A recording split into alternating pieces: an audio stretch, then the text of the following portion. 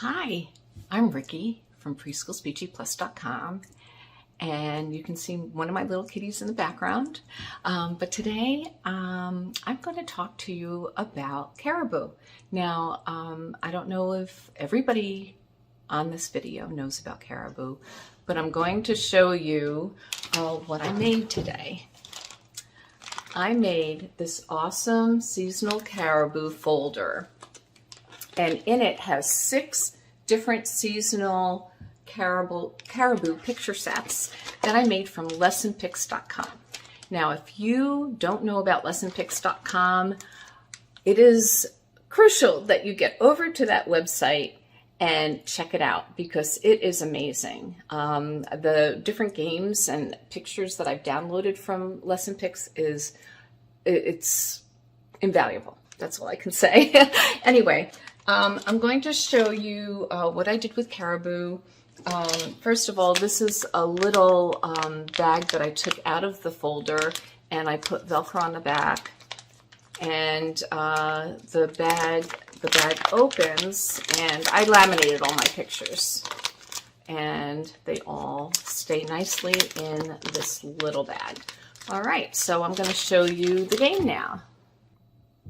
So here's Caribou, the game, and I put all the cards on from my Christmas set, and this is the bow. Oh, and you know what I forgot to mention is that I used blue tack to attach everything, and that way it's really easy to add and remove pictures. And I forgot to show you some of the other sets that I've made. I've made Winter Caribou, Be Healthy Caribou, St. Patrick's, where's that? St. Patrick's Day Caribou. So I've made them for quite a few different seasons and holidays, and anyway, let's get going.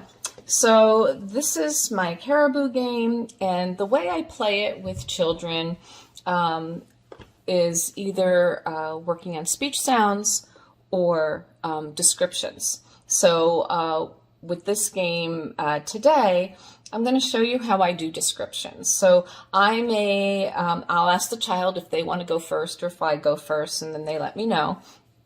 And I describe something, and then they get to describe something.